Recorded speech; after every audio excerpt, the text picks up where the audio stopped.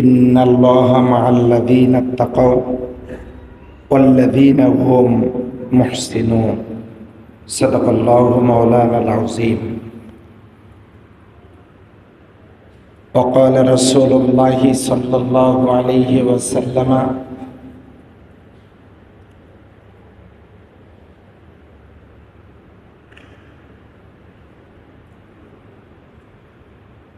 وقال رسول الله صلى الله عليه وسلم الدنيا سجن المؤمن وجنة الكافر أو كما قال عليه الصلاة والسلام ঐতিহ্যবাহী আলতাবনগর জামে মসজিদে উপস্থিত সম্মানিত মুসলিয়ানি করম,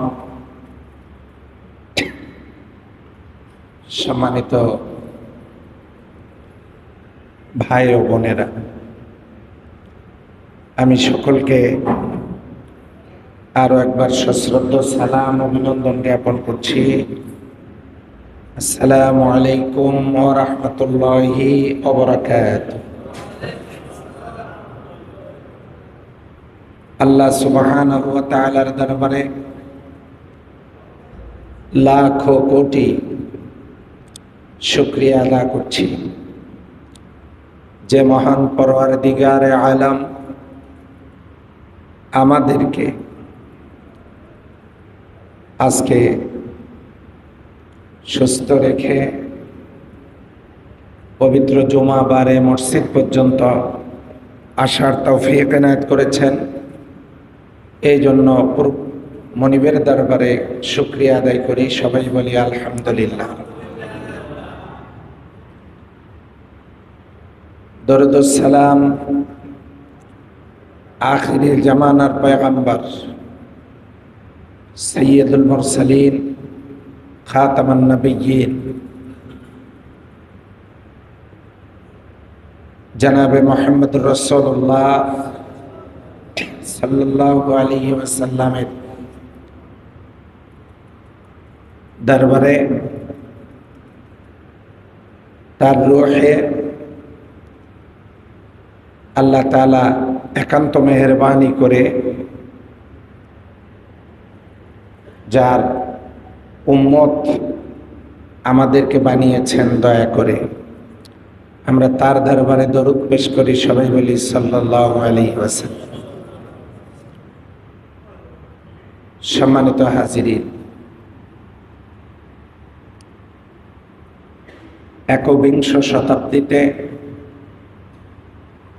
বিশ্বের দিকে দিকে আওয়াজ উচ্চারিত হচ্ছে, হে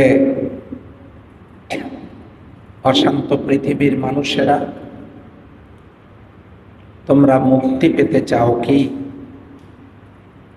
তোমরা কি চাও একটি শান্তির আবাসভূমি? কিংবা তোমরা কি চাও তোমাদের একটি সুন্দর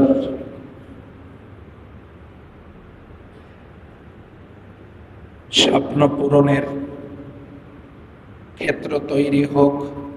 তোমরা কি মনে করো দুনিয়ার জিন্দেগি তোমাদের আলোকিত হোক? যদি তাই তোমাদের মনের প্রত্যাশা হয়, তাহলে বিশ্বের বিভিন্ন প্রান্তে উচ্চারিত হচ্ছে কেবলমাত্র শুধুমাত্র no east, no west, Islam is the best. পূর্ব পশ্চিম, প্রাচ্য প্রতীচ্য, এগুলো কোনো মানুষের শান্তি বিধায়ক হতে পারে না। কেবলমাত্র মানুষের শান্তি, নিরাপত্তা ও মুক্তি এর প্রকৃত বাস্তবায়ন সম্ভব কেবলমাত্র আল কোরআন দ্বারা। কথা বলেন ঠিক কিনা? সেই কোরআনুল কারীমের সূরা আন-নাহল যেখান থেকে আমরা আলোচনা শুনছিলাম, সেই সূরা আন-নাহলে আজকে সর্বশেষ আয়াতটুকুন আপনাদের সামনে তেলাওয়াত করা হয়েছে। আয়াতের নাম্বার 128। আল্লাহ বলছেন, ইন্নাল্লাহা মা'আল্লাযীনা তাকাও, আল্লাহ ওই সমস্ত লোকজনের সাথে আছেন। ইন্না, নিশ্চয়ই, আল্লাহ মা'আল্লাযীনা, তাদের সাথী, তাদের সঙ্গে আছেন। ইত্তাকাও, যারা মুত্তাকি। ওয়াল্লাযীনা হুম মুহসিনুন, আর যারা মুহসিন, সৎকর্মপরায়ণ। বলেন সুবহানাল্লাহ। এখান থেকে আমরা মহান আল্লাহ রব্বুল আলামিনের বান্দাদের সামনে আল্লাহ এই জায়গায়, এই আয়াতে 128 নম্বর আয়াতে আল্লাহ তাবারক ওয়া তাআলা দুটো গুণের কথা বলেছেন। এই দুটো গুণ যদি কোনো মানুষের ভিতরে থাকে, আপনারা কি মনোযোগী আছেন? এই দুটো গুণ যদি কোনো মানুষের ভিতরে থাকে, আল্লাহ তাআলা বলেন যে আমি তাদের সাথে আছি। সুবহানাল্লাহ। থাক, আগামী জুমাও বলা যাবে, অসুবিধা নেই। আল্লাহ বলেন দুটো গুণ যদি তারা অর্জন করতে পারে, তাহলে আমি আল্লাহ তাদের সাথে আছি। 1 নম্বরের গুণ হলো তাকওয়া। প্রথম গুণ কি? তাকওয়া। আর দ্বিতীয় যে গুণ, এই গুণটা হলো ইহসান। ইহসান কি? সৎকর্ম, আমলে সালেহ। আর এই ইহসান যারা করে তারা মুহসিন। মুহসিন বান্দাদের ব্যাপারে অনেক গুরুত্বপূর্ণ ফজিলত, মর্যাদার কথা বলা হয়েছে। তা আমরা দুটো বিষয় নিয়ে মহাগ্রন্থ আল কোরআনুল কারীম থেকে আজকের আলোচনা শুনব। তাকওয়া এবং ইহসান, এই দুটো বিষয়ের উপরে সূরা আন-নাহলের 128 নম্বর আয়াত থেকে এই আয়াতের আলোচনা হবে, শুরু হবে আজানের পর। এখন আজান পরিবেশিত কুরাইশরা উহুদের ময়দানে ইসলাম, মুসলমান এবং কোরআনকে জমিন থেকে নিশ্চিহ্ন করে দেওয়ার জন্য কুফফারে কুরাইশ, মক্কার কাফেরেরা বদরের যুদ্ধ, উহুদের যুদ্ধে যখন তারা নেমে পড়ল, প্রথম দিকে মুসলমানদের অবস্থা খুব ভালোই ছিল। কাফেরেরা মুসলিমদের আক্রমণে ধরাশায়ী অবস্থা এবং দিক বিদিক ছোটাছুটি করা যখন শুরু করলো কাফেরেরা,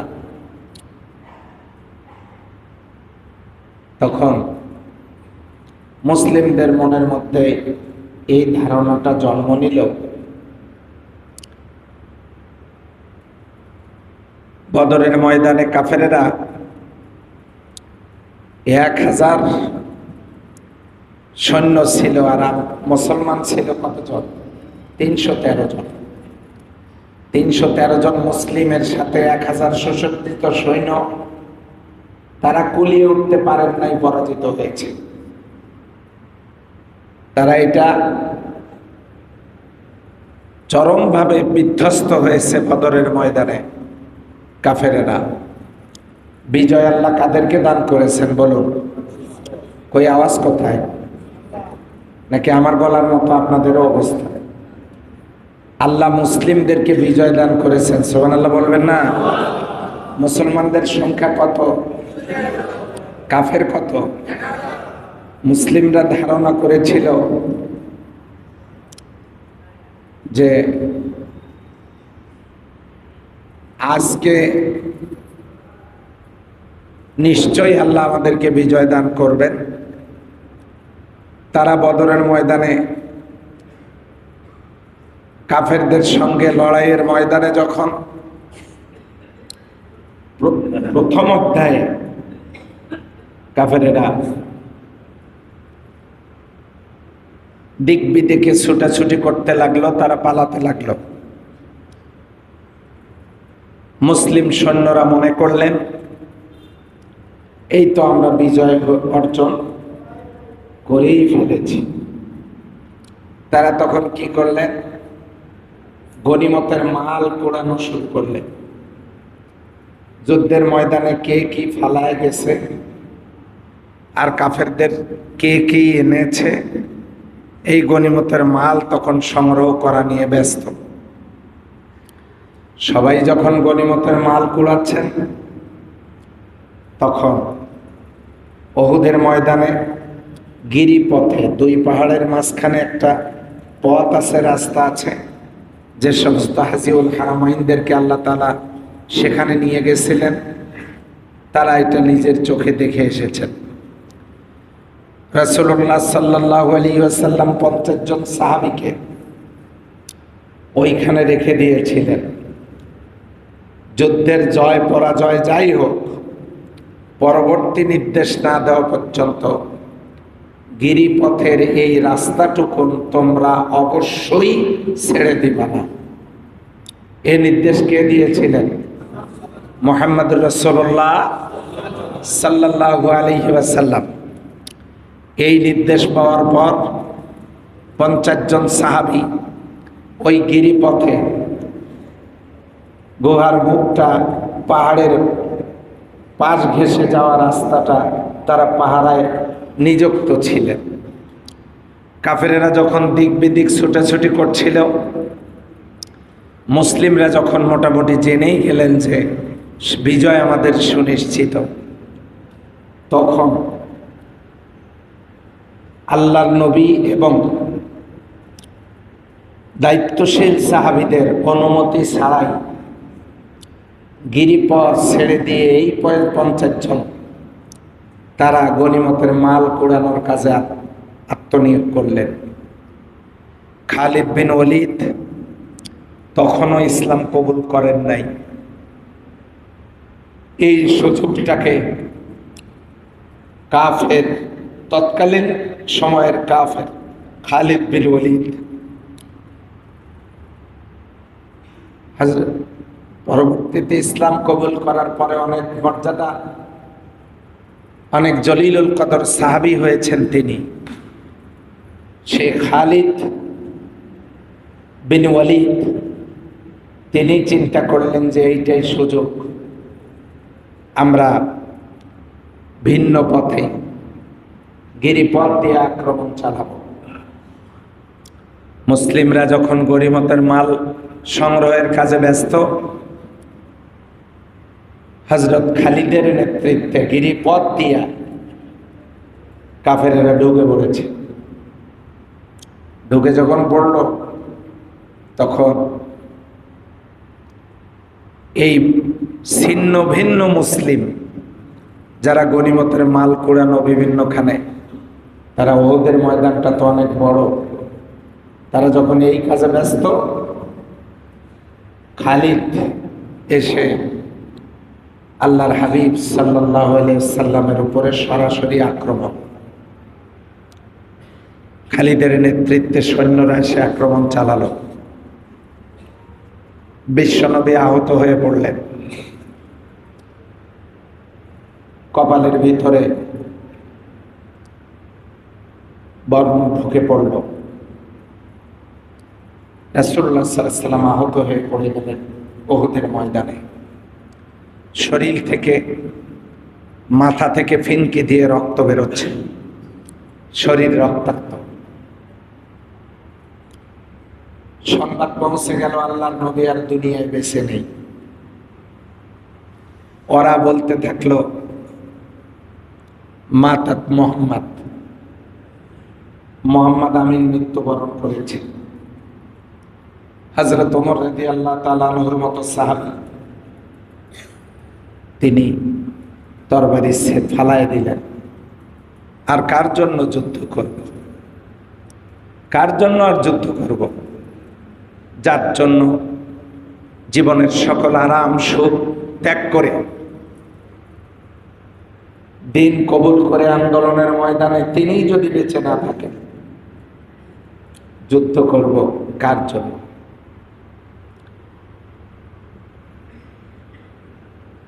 অন্যান্য সাহাবীরা তারা খুবই বিষণ্ণ। এদিকে আবার নতুন করে লড়াই শুরু হলো। হযরত আবু বকর সিদ্দিক রাদিয়াল্লাহু তাআলা আনহু তিনি সকলকে আবারও পুনরায় একত্রিত করতে সক্ষম হলেন। সুবহানাল্লাহ। অনেক রক্ত, অনেক কষ্ট, অনেক শাহাদাতের পরে বদরের যুদ্ধেও মুসলমানেরা চূড়ান্ত বিজয় লাভ করেছে। এখন মাঝখানে যে ঘটনাটা ঘটল, রাসূলুল্লাহ সাল্লাল্লাহু আলাইহি ওয়াসাল্লামের এই আহত হওয়ার পর তিনি যখন পড়ে আছেন, তখন দুইজন সাহাবী, একজন হযরতে আলী আর একজন হযরতে ওমর রাদিয়াল্লাহু তাআলা আনহু, নবীজির দুইটা কাঁধের নিচে, দুইটা হাতের নিচে কাঁধ লাগাই দিয়া আল্লাহর হাবিবকে নিয়ে যাচ্ছেন উহুদ পর্বতের একটি গুহায় চিকিৎসা সেবা দেওয়ার জন্য, তার সেবা শুশ্রূষার জন্য।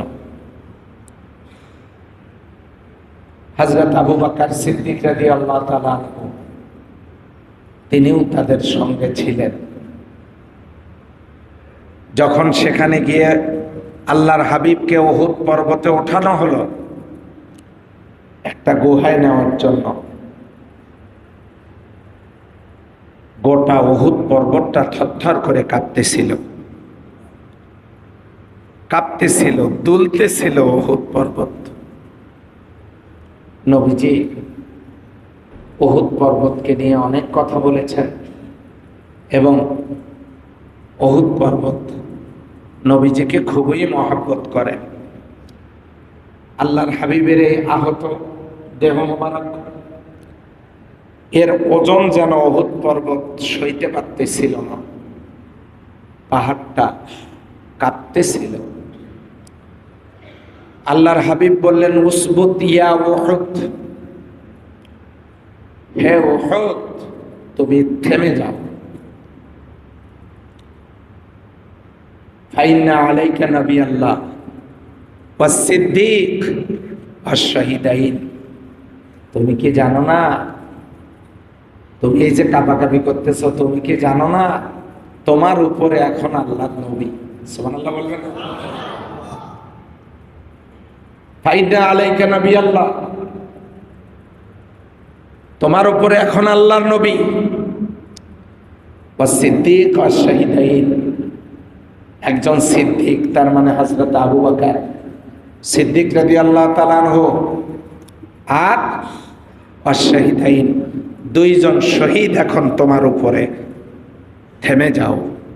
উহুদ পর্বতকে বলা হলো তুমি থেমে যাও। উহুদ পর্বত থেমে গেল।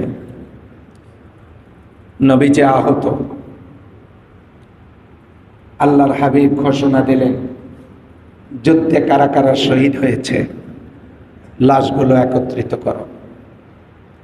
আরে লাশ খুঁজতে গিয়ে দেখা গেল রাসূল সাল্লাল্লাহু আলাইহি সাল্লামের আপন চাচা হযরত হামজা, তার লাশটা ক্ষত বিক্ষত অবস্থায় পড়ে আছে। হযরত হামজার কলিজাটা বের করে চিবানো হয়েছে। যে সমস্ত লাশগুলো উহুদের ময়দানে পড়ে আছে, সমস্ত লাশগুলো ছিন্ন ভিন্ন, রক্তাক্ত, ক্ষত বিক্ষত। এখন যেমন মানুষ হত্যা করার পর লাশের উপরে চড়ে নাচানাচি করা হয়, ঠিক তেমনি তখন এই মরা লাশগুলোর উপরে তরবারি দিয়ে আঘাত করে ক্ষত বিক্ষত করে দেওয়া হতো। পরবর্তীতে লাশগুলো যখন একত্রিত করা হলো, তখন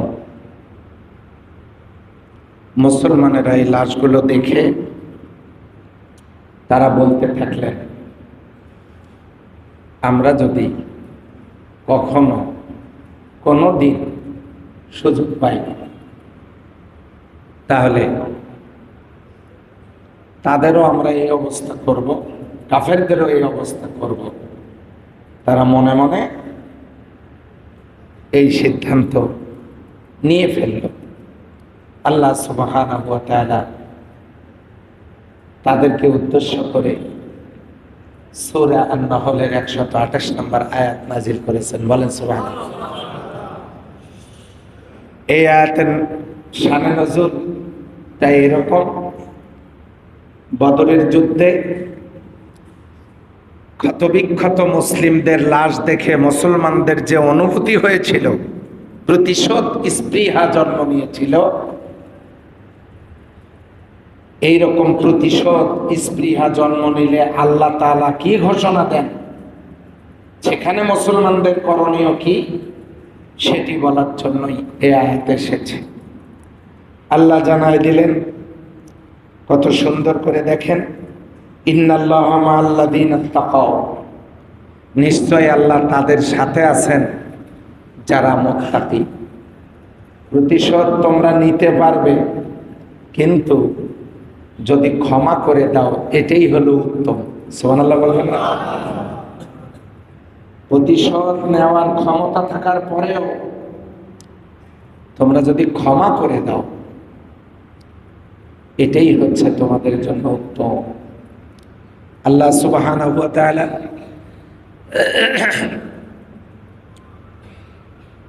তিনি নিজে ক্ষমাশীল,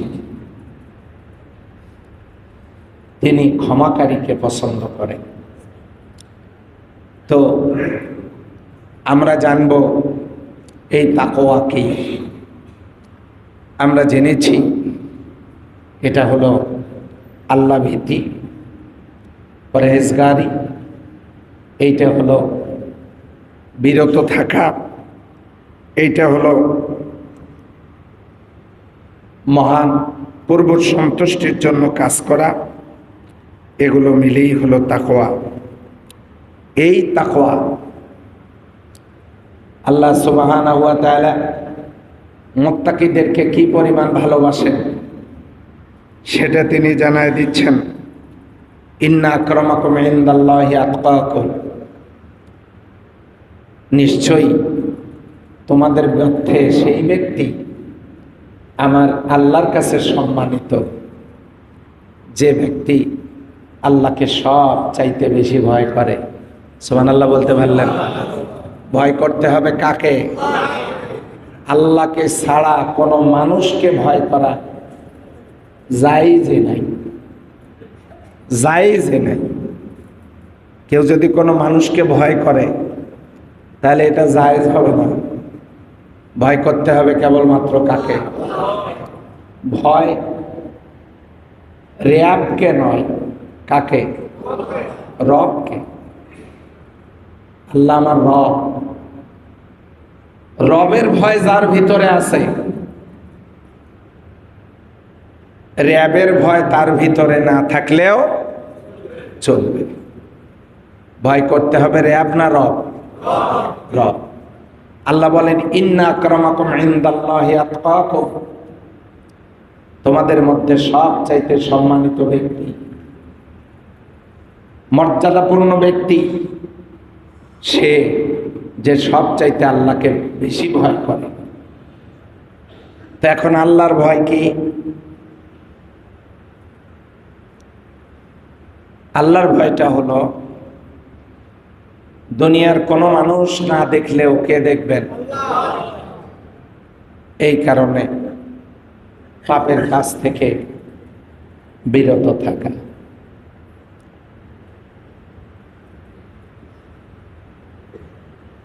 হারামে কিন্তু খুব আরাম।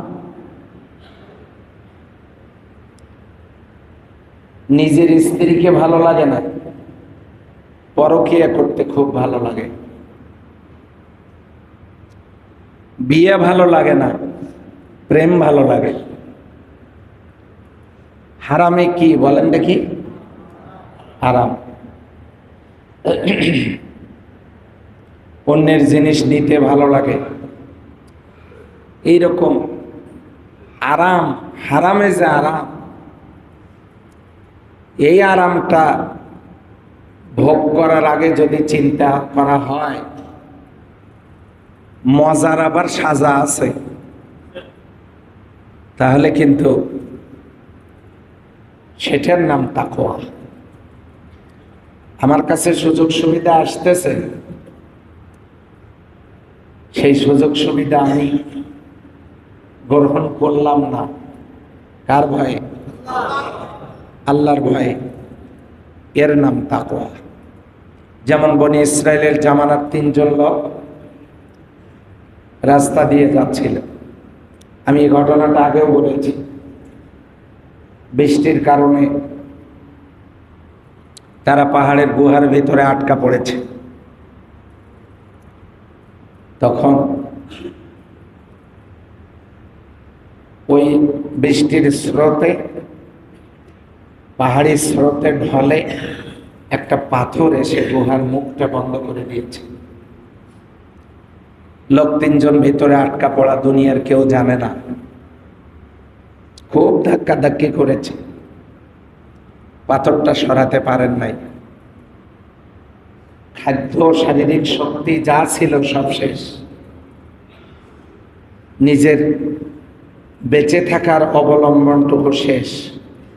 গায়ে আর শক্তিও নাই পাথর ঠেলার মতো। তৎকালীন সময়ে মোবাইলও ছিল না ফোন করার মতো। আটকা পড়েছে লোক, 3 জন মারা যাবে।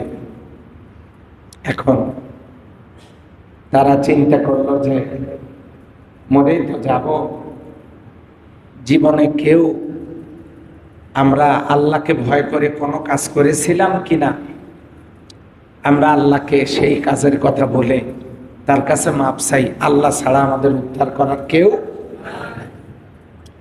একজন বলল, রব্বুল আলামিন, আমি গরিব ছিলাম, আমি মাঠ থেকে ফিরে দেখি আমার স্ত্রী আমার জন্য একটুখানি দুধ রেখে দিয়েছে, ছাগল দহন করে একটুখানি দুধ আমার জন্য রেখে দিয়েছে, যেহেতু আমি মাঠে অনেক কষ্ট করেছি। দুধের পেয়ালাটা হাতে নিলাম, আমি ক্ষুধার্ত, পিপাসার্ত, কিন্তু আমার মনে পড়ে গেল আমার তো 2টা বাচ্চা আছে, ওরা খেলো কি খেলো না। বাচ্চা দুটোর দিকে তাকাতে গিয়ে দেখি বিছানার উপরে ক্ষুধার যন্ত্রণায় বাচ্চা দুটো বুভুক্ষ অবস্থায় পড়ে আছে। বড় মায়া হলো আমার, নিজেও প্রচন্ড ক্ষুধার্ত। স্ত্রীর মুখের দিকে তাকায় দেখি আমার স্ত্রীর মুখটাও শুকনা মলিন। এই দুধটুকু, দুধের পেয়ালাটুকু হাতে নিয়ে আমি নিজে খেলাম না, আমার স্ত্রীকে খাওয়ালাম না, বাচ্চাগুলোকেও খাওয়ালাম না। আমার মনে পড়ে গেল পাশের রুমেই তো আমার জনম দুঃখিনী মা। আমার মা খেলো কি খেলো না, তার কাছে গেলাম, গিয়ে দেখি আমার বয়োবৃদ্ধা মা ক্ষুধার যন্ত্রণায় ছটফট করছে। আমি দুধের পেয়ালাটা তার মুখে ধরলাম, আর দুধটুকু আমি তাকে পান করালাম। রব্বুল আলামিন এই দুধ আমি পান করি নাই, আমার স্ত্রীকে সন্তানদেরকে খাওয়াই নাই, এই দুধটুকু আমি আমার মাকে খাওয়াইছি শুধুমাত্র তোমাকে খুশি করার জন্য। আল্লাহ যদি কাজটা তোমার কাছে পছন্দনীয় হয়ে থাকে তাহলে তুমি পাথরের একটা অংশ সরায় দাও। বলার সাথে সাথেই সেই বিশাল পাথরের একটা অংশ গুহা থেকে সরে গেল। ও যুবকেরা, তৎকালীন সময়ে আটকে পড়া গুহার দরজার পাথর যদি পিতামাতার হক আদায় করার মধ্য দিয়ে সরে যেতে পারে, আমাদের চলমান জীবনের পরিকল্পিত জীবনের এই অধ্যায়ে যাদের বাবা বেঁচে আছেন, মা বেঁচে আছেন, কোন সন্তান যদি তার মায়ের হক আদায় করতে পারে, পিতামাতার হক আদায় করতে পারে, তাদের জীবন থেকে কি কষ্টের বড় রকমের পাথর সরতে পারে না পারে না? এর নাম আল্লাহর ভয়। আল্লাহকে ভয় করে নিজে না খেয়ে, স্ত্রীকে না খাওয়ায়া, সন্তানকে না খাওয়ায়া মায়ের মুখে খাবার তুলে দিয়েছে। আল্লাহ খুশি হয়েছেন, পাথরের একটা অংশ সরে গেছে। দ্বিতীয় ব্যক্তি বলল, রব্বুল আলামিন আমার একজন চাচাতো বোন ছিল, ষোলকলায় পরিপূর্ণ যৌবনচ্ছটা, কাজল কালো আখি, মায়া ভরা চোখ, অপরূপা অনিন্দ সুন্দরী আমার সেই চাচাতো বোনটা, প্যারাগন অফ বিউটি, বিশ্ব সুন্দরী। এই চাচাতো বোন, তাকে আমি প্রেম নিবেদনের জন্য প্রস্তাব করেছিলাম। সে ঘৃণা ভরে আমার প্রস্তাবকে প্রত্যাখ্যান করেছিল। আমার আগ্রহ দেখে এক পর্যায়ে সে বলেই ফেলল, তুমি যদি আমার সাথে প্রেম নিবেদন করতে চাও তাহলে 100 স্বর্ণ মুদ্রা, মতান্তরে 100 দিরহাম লাগবে। এই শর্ত দিয়ে বসল। আমি অনেক কষ্ট করে 100 স্বর্ণ মুদ্রা, 100 দিরহাম আমি সংগ্রহ করলাম। করার পর আমি আমার চাচাতো বোনটাকে ডাকলাম একান্ত নিরালয়ে, যেখানে কোনো লোকজন ছিল না, এমন একটা জায়গায় আমি তাকে ডেকে নিলাম। ডেকে নিয়ে বললাম, তুমি আমাকে শর্ত দিয়েছিলে 100 দিরহামের, এই নাও 100 দিরহামের থলিটা আমি তোমাকে দিয়ে দিচ্ছি, এটা নাও। আমি অনেক কষ্ট করে শুধু তোমার দেওয়া শর্ত পূরণে অনেক কষ্ট করে 100 দিরহাম সংগ্রহ করেছি, তোমাকে দিব, তাই তোমাকে ডেকেছি, তুমি এটা নাও। এবার আমার প্রস্তাবে তুমি রাজি হয়ে যাও, আমি তোমার সাথে প্রেম নিবেদন করতে চাই। এরপর ওই 100 দিরহাম হাতে পেয়ে মেয়েটা বলল,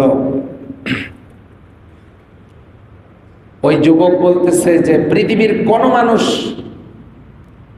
দেখতো না আমরা দুইজন যদি ওখানে আমাদের অন্তরঙ্গ মুহূর্তে আমরা যদি দুইজন সময় কাটাতাম, আমি যদি আমার মনের অভিলাষ পূরণ করতাম, পৃথিবীর কেউ দেখতো না। এমন একটা নিরালয়ে আমরা দুইজন সেখানে ছিলাম। আমি ইচ্ছা করলে জোর করে আমার ওই চাচাতো বোনের সাথে যা ইচ্ছা তাই করতে পারতাম। সেই টাকা স্বর্ণ মুদ্রা হাতে পেয়ে ওই চাচাতো বোনটা বলেছিল, হে আল্লাহর বান্দা, আল্লাহকে ভয় করো, আল্লাহকে ভয় করো। আমার চাচাতো বোনটা যখন এই কথা বলেছিল, আমি তখন আমার এই কষ্ট করে 100 দিরহাম স্বর্ণ মুদ্রা তাকে যে দিয়েছিলাম, সেটার মায়া এবং আমার ওই সুন্দরী চাচাতো বোনটার মায়া আমি পরিত্যাগ করলাম। আমার ওই চাচাতো বোনটা যখন বলেছিল, হে আল্লাহর বান্দা, আল্লাহকে ভয় করো, আল্লাহ এই কথা শোনার পর তোমাকে ভয় করে আমি আমার চাচাতো বোনটাকে ছেড়ে দিয়েছিলাম। যদি কাজটা তোমার কাছে পছন্দনীয় হয়ে থাকে, তাহলে গুহার মুখ থেকে এই পাথরের আরেকটা অংশ সরিয়ে দাও। হাদিস শরীফে এসেছে, আল্লাহর নবী বলেছেন যে বলার সাথে সাথেই পাথরের আরো একটা অংশ গুহা থেকে আলাদা হয়ে গেল। সুবহানাল্লাহ বলতে পারলেন? ও যুবকেরা, এত নিরালয়ে সুযোগ পাওয়ার পরেও, সুন্দরী মেয়ে পাওয়ার পরেও, 100 স্বর্ণ মুদ্রা তার হাতে তুলে দেওয়ার পরেও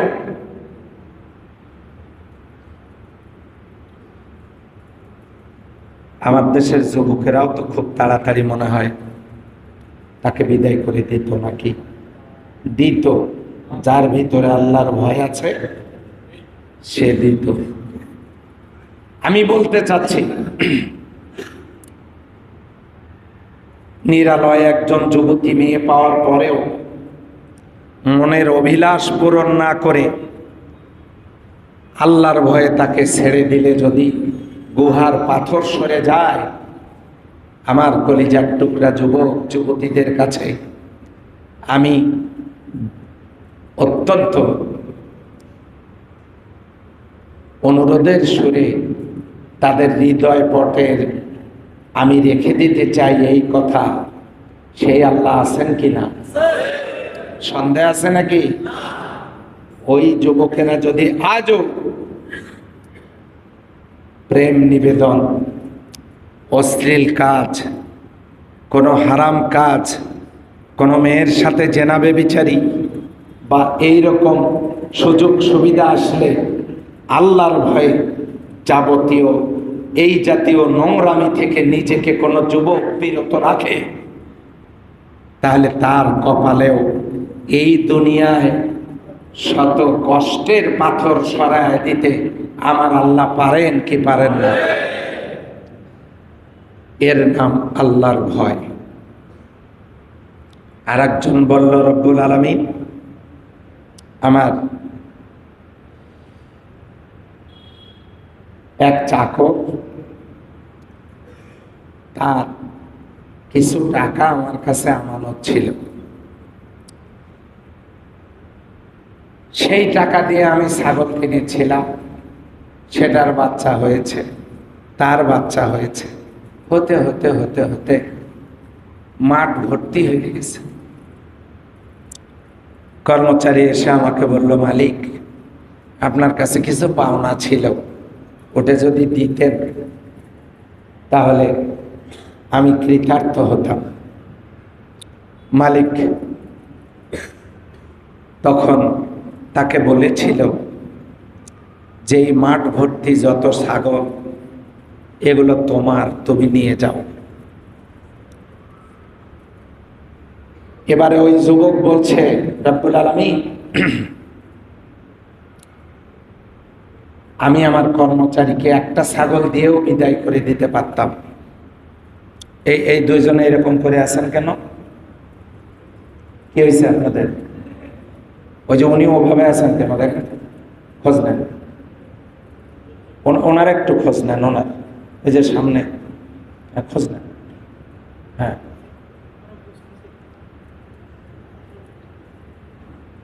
মসজিদে কেউ ঘুমালে ওযু করে আসতে হবে। আমি কি ঘুম পাড়ার মতো কথা বলি নাকি এখানে? দুর্ভাগ্য, দুর্ভাগ্য, আমরা শিক্ষা নিতে পারছি না। আচ্ছা আপনারা ঘুমান, দেখি কমিটিকে আগামী জুমায় বালিশ সরবরাহের কথা বলা যায় কিনা। সম্মানিত হাজিরিন, এই লোকটা বলল, রব্বুল আলামিন আমায় আমার চাকরকে একটা ছাগল দিয়ে বিদায় করে দিতে পারতাম, আমি দেই নাই, সবগুলো দিয়েছি। কারণ দুনিয়ার কেউ জানে না, আমি তো জানি কার শ্রমের টাকা দিয়ে এই ছাগল কেনা। বলেন তো কার? ওই কর্মচারী টাকা মালিকের কাছে পাওনা ছিল, ওই কর্মচারীর টাকা দিয়ে ছাগল কিনে তার বাচ্চা হয়ে অনেক ছাগল হয়েছে। এটা দুনিয়ার কেউ না জানলেও কে জানেন? আমি সবগুলো ছাগল আমার ওই কর্মচারীকে দিয়ে দিয়েছি। যেখানে একটা দিয়ে অথবা পাওনা টাকা দিয়ে বিদায় করে দিতে পারতাম, আমি তা করি নাই।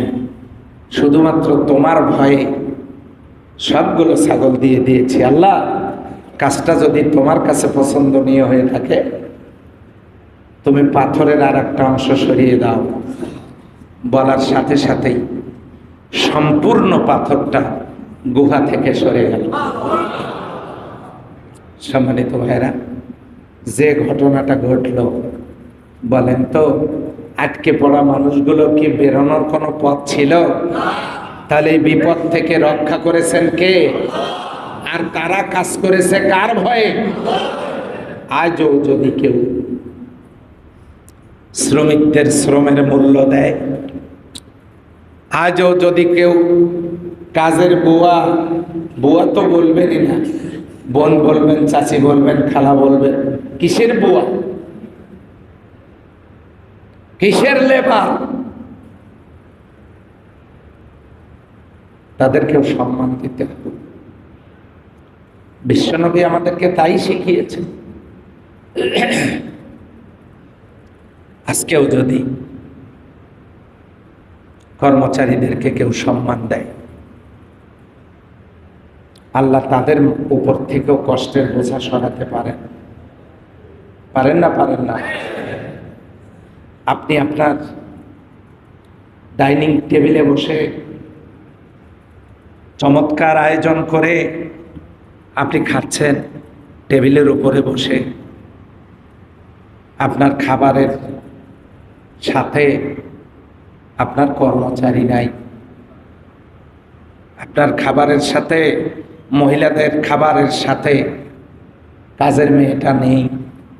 তার মানে তারাই রান্না করে আপনার টেবিলে খাবার রেডি করেছে, আপনি তাদেরকে সঙ্গে নিতে পারলেন না।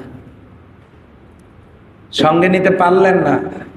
আপনি একটু ভালো করে খেয়াল করে দেখবেন, আপনি যখন খাচ্ছেন দরজার পর্দার ফাঁক দিয়া অথবা জানালার ফাঁক দিয়া অথবা রান্নাঘরের দরজার পাশ থেকে কি মায়াবী নজরে আপনাদের দিকে তাকিয়ে আছে।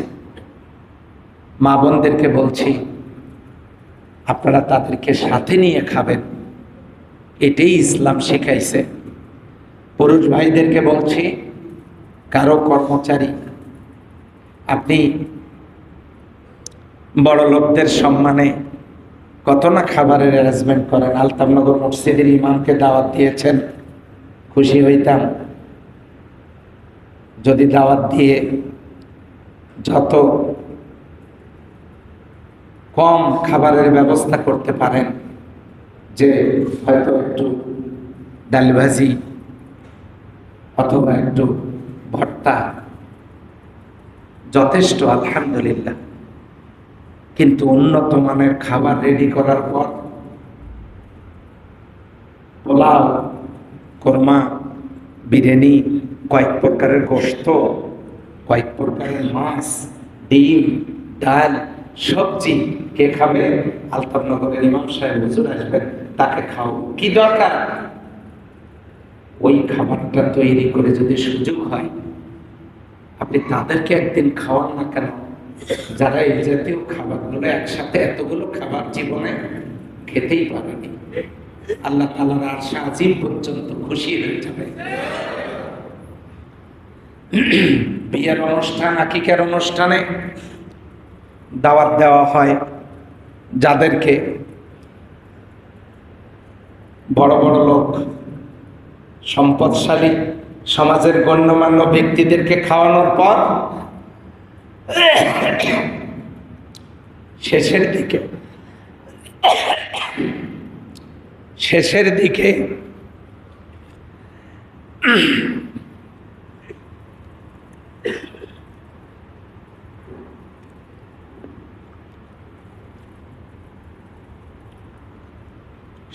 দিকে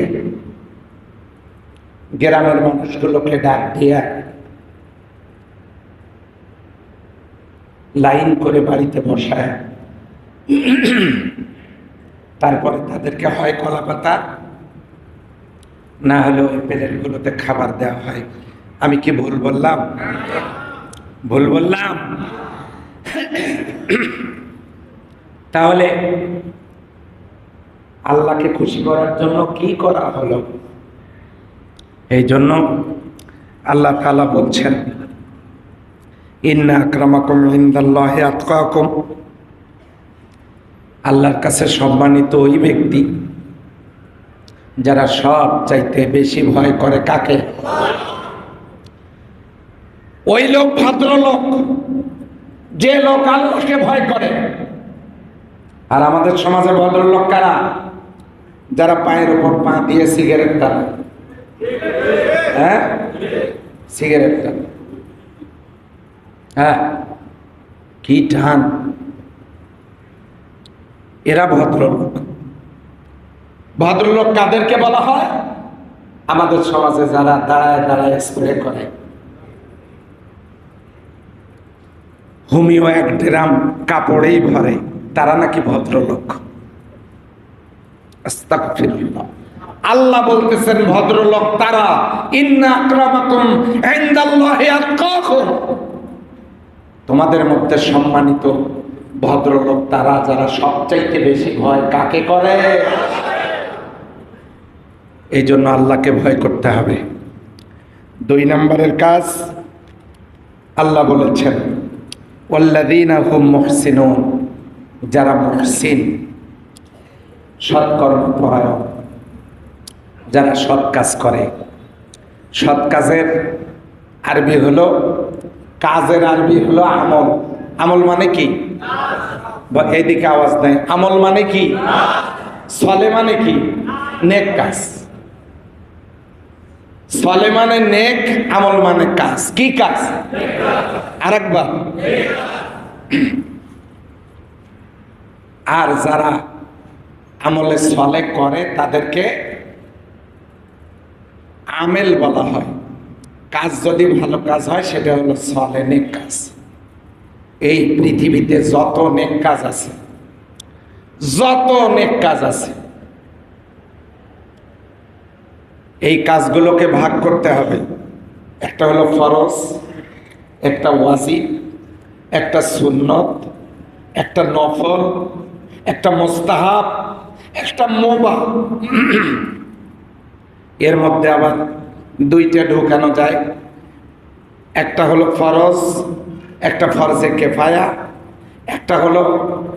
একটা হলো আপনার সুন্নাহ, সুন্নতে মুআক্কাদা, আর একটা সুন্নাহ। এই আমলগুলোকে ভাগ করা যায়।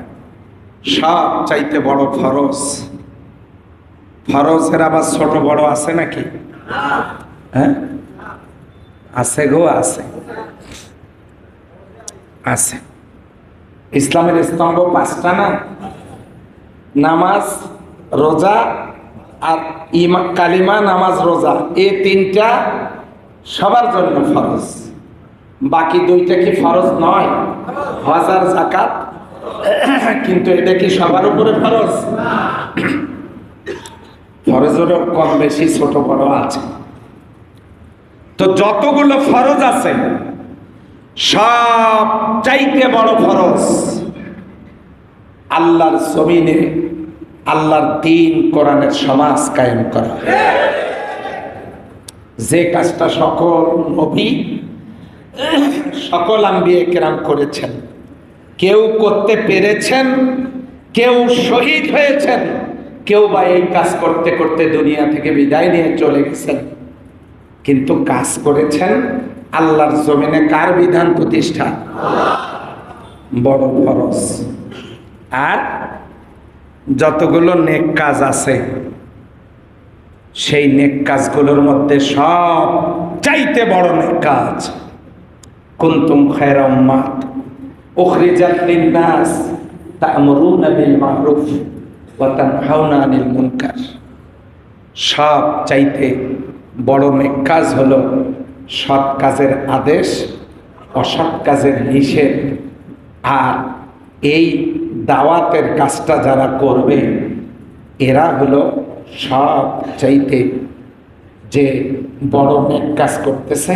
আল্লাহ সেটা গ্যারান্টি দিলেন, কুনতুম খায়রা উম্মাত, তোমরা সৃষ্টির সেরা জাত।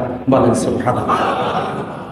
সূরা বাইয়িনায় আল্লাহ বললেন, ইন্নাল্লাযীনা আমানু ওয়া আমিলুস সালিহাত উলাইকা হুম খায়রুল বারিয়া।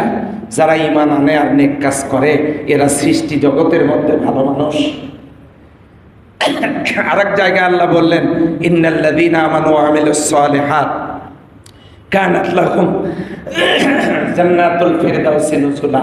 যারা ঈমান আনার পর নেক কাজ করে তাদের জন্য আল্লাহ জান্নাতুল ফিরদাউসটাকে রেডি করে রেখেছেন। এই জন্য আমরা আল্লাহর ভয়ে সব কাজ করার চেষ্টা করব। তার মানে আল্লাহ নারাজ হবেন যেখানে, আমরা সেই কাজ ছেড়ে দেব। বুঝেন না? আল্লাহ নারাজ হবেন যেখানে, আমরা কাজ ছেড়ে দেব সেখানে, ওই কাজ আমরা করব না। আল্লাহ নারাজ হবে ও কাজ আমি করব না। আর কোন যুবক যদি আল্লাহর ভয়ে আল্লাহর অপছন্দের কাজ ছেড়ে দিতে পারে, কিয়ামতের দিন যেদিন কোনো ছায়া থাকবে না আল্লাহর রহমতের ছায়া ছাড়া, সেই ছায়ায়, সেই ছায়ার নিচে স্বর্ণের চেয়ারে আল্লাহ ওই যুবক আর যুবতীদেরকে বসতে দেবেন। এই জন্য জীবনের সকল কাজ হবে আল্লাহকে ভয় করে। আমরা সবাই চেষ্টা করব তো ইনশাআল্লাহ। জীবনে যতগুলো ফরজ আমরা আদায় করেছি, বড় ফরজটাই এখনো বাকি আছে। কিসের সমাজ নাই? তাহলে এই কোরআনের সমাজের জন্য আমাদেরকে কাজ করার দরকার আছে না নাই? আমরা কি চেষ্টা করব ইনশাআল্লাহ? আর আমরা সবাই দাওয়াতের মেহনত করব এই কোরআনের সমাজের জন্য। স্ত্রী, সন্তান, পরিবার, পরিজন সবার কাছে আমরা দ্বীনের দাওয়াত পৌঁছাবো। আল্লাহ যেন আমাদের সকলকে কোরআনের পথে, ইসলামের পথে কবুল করেন। সবাই বলেন আমিন। ওয়া আখির দাওয়ানা আনিল হামদুলিল্লাহি রাব্বিল আলামিন। ওয়াসসালামু আলাইকুম ওয়া রাহমাতুল্লাহ। কাবলাল জুমা পড়ে নেন।